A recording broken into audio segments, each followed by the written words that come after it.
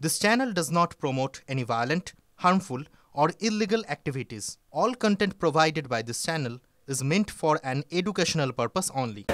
অরূপ চক্রবর্তীর বক্তব্যে যে ড্যামেজ হয়েছে সেটা তো বোঝাই গেল, যেভাবে কুণাল ঘোষ সেটাকে ম্যানেজ করার চেষ্টা করলেন। ওই বললেন প্রচারের সময় একটানা কথা বলতে গিয়ে হয়তো একটু ভুল করে ফেলেছেন।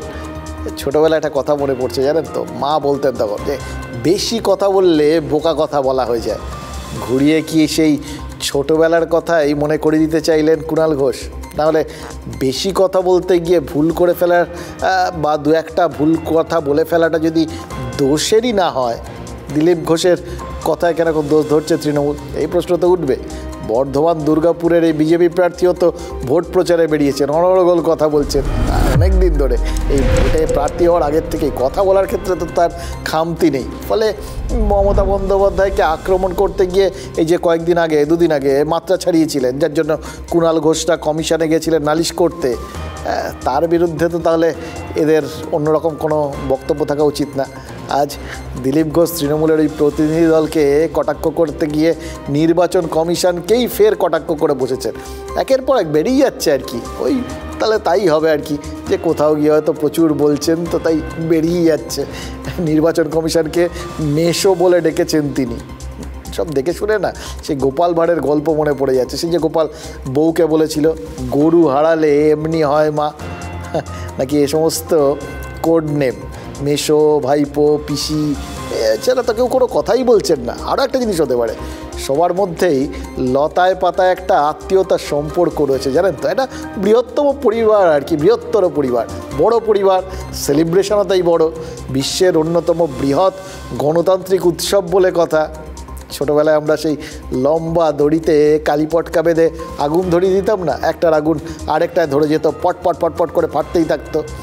এখন কালীপটকা নেই, কুকথা আছে। এই একইভাবে দেখুন একটার পর একটা ফাটতেই থাকছে। কিন্তু আমার অবাক লাগলো, একটা চিঠি দিতে 10 জন গেছে টিএমসির। ভাই কি এমন হয়ে গেছে? সকালে উঠে মেসোর বাড়ি দৌড়েছ তোমরা, যখন রাস্তাঘাটে দাঁড়িয়ে প্রধানমন্ত্রী, রাষ্ট্রপতি, স্বরাষ্ট্রমন্ত্রী, আমাদের মাননীয় সভাপতি নাড্ডাজি কার নামে কি না বলেছ।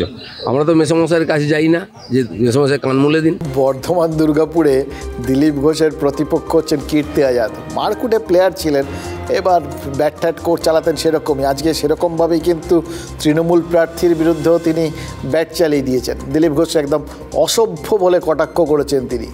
এই বর্ধমান দক্ষিণের তৃণমূল বিধায়ক খোকন দাস, তিনি তো আবার আরও এক ধাপ এগিয়ে গেছেন, একেবারে ব্যক্তিগত আক্রমণের রাস্তায় হেঁটে গেছেন।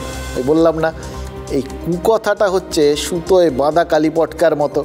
আগুনটা জাস্ট লাগলেই হলো, পট পট পট পট করে ফাটতেই থাকবে একটার পর একটা। এবার নির্বাচন কমিশন যতই জবাব দিয়ে যাক, শোকজ করুক, সে করবে। আর নেতারা ধরেই নিয়েছেন ভোট আসছে, তো তার আগে তাদের স্টকটাকে ক্লিয়ার করতেই হবে। আজব কথা।